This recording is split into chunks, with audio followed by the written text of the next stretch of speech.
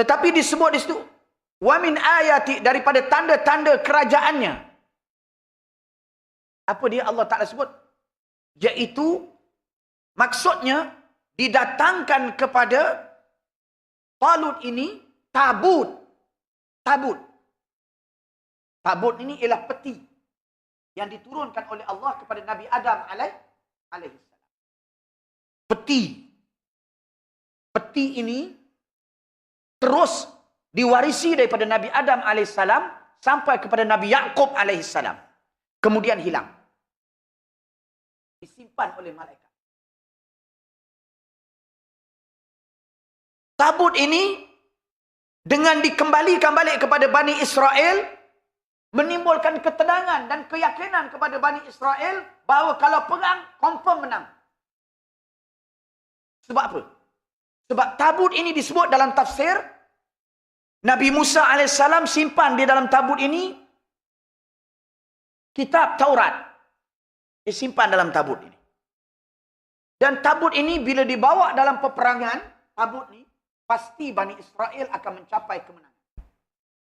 Jadi bila masuk perang, dia bawa tabut. Bawa. Pikul, peti. Perang lawan Amalikah, golongan jahiliyah. Lawan, macam mana pun hebat. Musuh-musuh mereka, Bani Israel tetap keluar mencapai kemenangan. Ayat ini yang dijadikan dalil antaranya tentang menegaskan tentang soal barakah keberkatan. Seperti Sayyidina Khalid ibn Walid radhiyallahu ta'ala anhu. Bila masuk dalam peperangan. Tidak pernah mengalami kekalahan. Antara rahsianya. Dia menjalinkan rambut Nabi dengan serban. Dia ambil rambut Nabi. Dia jalinkan dalam serban. Dan serban itu dibawa dalam peperangan. Maka dengan berkat itu. Kata dia, dia tak pernah kalah dalam peperangan. Yang dia membawa serban itu bersama-sama. Rahsia itu pecah bila? Bila serban itu terjatuh ketika dia berada di medan perang. Lalu, dia perasan serbannya dah tak ada atas kepalanya, dia patah balik dalam keadaan musuh yang menggempur, yang begitu ramai. Dia tak cara, dia sergebu masuk. Sahabat yang lain tercengang-cengang. Dia masuk dan lawan semua. Masuk di tengah balik, rampah balik serban dia. Keluar balik daripada medan perang. Sahabat tanya, mengapa kau bertindak begini? Membahayakan diri kau. Mengapa pasal serban ni kau buat macam tu? Dia jawab, ini adalah serban yang aku pakai yang di dalamnya ada rambut Rasulullah. Kerana memuliakan rambut Nabi daripada dipijak oleh kuda-kuda musyrikin. Dia rela menggadaikannya. Cinta sahabat kepada Nabi SAW. Kalau rambut macam tu tak usah sebut yang lain lah. Tak usah sebut yang lain.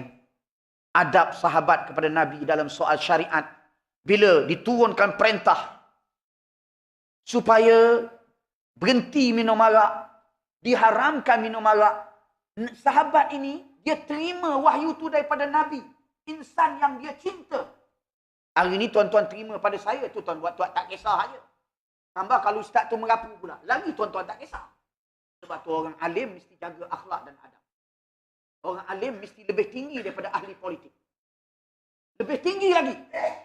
Sebab kalau dia dihina dan diperlekehkan, dia bawa sama ajaran agama itu dipandang rendah. Jangan.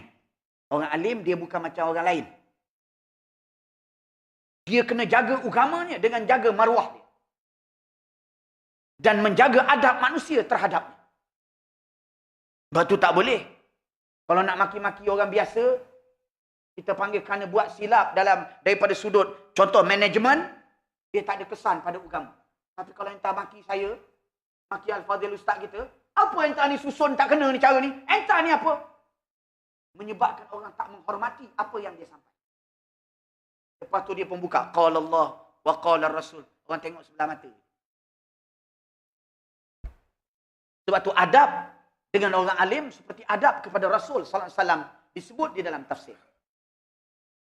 Sehingga orang-orang yang mengaji dengan orang-orang alim tak sanggup kejut kerana orang alim supaya bangun mengajar. Kerana menghormatinya, kerana boleh jadi dia letih. Tunggu sampai dia bangun. Baru duduk sela mengaji. Abdullah ibnu Abbas radhiyallahu anhuma duduk di luar rumah gurunya. Abdullah ibnu Mas'ud tak kejut guru dia. Sehingga bila guru dia keluar, lama dia duduk di situ, berdebu habis muka dia. Tak dikenali. Tapi guru dia tahu ni Abdullah ibnu Abbas. Guru dia kata, apa sebab kau tak istizan? Bagi salam aja nak masuk. Dia kata, aku malu kepada engkau dengan erti kata menghormati. Jadi seorang alim dia lebih tinggi. Itu yang Syekhuna Syekh Nuruddin Al-Banjari menegaskan. Orang alim mesti lebih tinggi daripada ahli politik. Maksudnya kalau ahli politik, sama-sama kita berjuang dalam politik, tiba-tiba orang mengelekehkan orang alim, dia kena maki orang. Dia kena ta'adab, tegur orang. Supaya orang yang melihat situasi itu tidak merendah-rendahkan ugat. Ini orang alim. Bukan dia biar gitu, tak apa. Orang lekuk atas kepala dia pun tak apa. Akhirnya jadi hari ni, bila ustaz-ustaz mengajar, orang buat tak kisah. Tak kisah. Tak boleh. Rasulullah sallallahu alaihi wasallam, saya cerita apa tadi?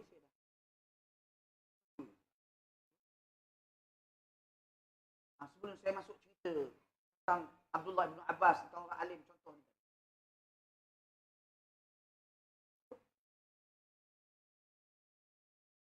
Yang saya masuk cerita tentang adab ni apa pasal tadi? Ya? Ha? Rambut Rasulullah SAW. Masalah barakah. Umur baru 47. Dah macam umur 100 tahun. Ni pasal, yalah. Macam lah. Yeah. Jadi, ni dibuat dalil. Barakah tadi. Menghormati rambut tadi. Dan keberkatan rambut Nabi sallallahu alaihi wasallam. Dan dalil di dalam Quran ialah daripada peristiwa tabut diturunkan oleh Allah, dibawa oleh malaikat antara langit dengan bumi. Terbang. Tabut ni terbang. Pergi kepada Bani Israel. Ke tangan Talut sebagai panglima perang, sebagai raja. Jadi, menyebabkan Bani Israel percaya dan yakin. Kerana mereka tahu dalam sejarah mereka, kalau ada peti ni, jawapan lawan siapa pun menang. Tetapi, ada peristiwa di sebalik itu yang Allah mengingatkan. Allah ingatkan apa? Bahawa tabut ni, walaupun Bani Israel dia bawa peti ni, berperang dengan golongan musyrikin dan tak pernah kalah, tetapi apabila Bani Israel terjebak di dalam dosa dan maksiat, terjebak dalam dosa, berzina, berbuat maksiat, tak mentaati perintah Allah, menyalahi perintah Rasul sallallahu alaihi wasallam, faghulibu ala tabut, dalam tafsir kata mereka dikalahkan walaupun pikul tabut dalam peperangan. Jadi bawa tabut tu kalah dalam peperangan. Mengapa? Kerana bisanya dosa yang menyebabkan Allah Ta'ala murka kepada. Jadi ayat ni bawa mari datang ayat ni pengajaran tentang kepimpinan politik. Tentang kisah di sebalik tabut. Tentang kesan dosa terhadap Allah yang membawa kekalahan di bidang siasah dan politik. Dalam bidang peperangan, ini politik. Cerita bahawa tak boleh buat dosa. Jangan melakukan dosa kalau kita mahu mencapai kemenangan dan kejayaan. Ini ajaran Nabi kita Muhammad sallallahu alaihi wasallam. Oleh itu Nabi Muhammad sallallahu alaihi wasallam sangat mengambil berat hal keadaan sahabat agar tidak terjebak di dalam perbuatan dan perkara-perkara dosa, kerana itu akan mendatangkan musibah kepada mereka. Ahli politik hari ini tak cakap benda tu. Kalau tiba-tiba ahli politik bercakap buat dosa dalam televisyen, di dalam parlimen, tuan-tuan jangan berbuat dosa. Dosa besar disebut oleh Al-Imam Az-Zahabi ada 70. Orang pun kata dia ni tersalah tempat ke? Ke dia baru bangun tidur ke? Ni dalam parlimen dah. Ni bukannya dekat masjid. Boleh jadi orang akan berkata begitu. Untuk kita nak beri gambaran bagaimana salahnya kita memahami kepimpinan Rasulullah SAW itu bukan semata-mata dari sudut politik. Itu adalah Nabi dan Jadi apa tanggungjawab kita? Kena ikut semua. Kena ikut semua. Kena ikut Nabi daripada sudut ajaran-ajaran Nabi yang berkaitan tentang soal hablum minan nas, ahli politik dan mereka yang berjuang dari sudut siasah, wajib ikut ajaran Nabi SAW. Kena ikut betul-betul sebagai memuliakan Nabi Muhammad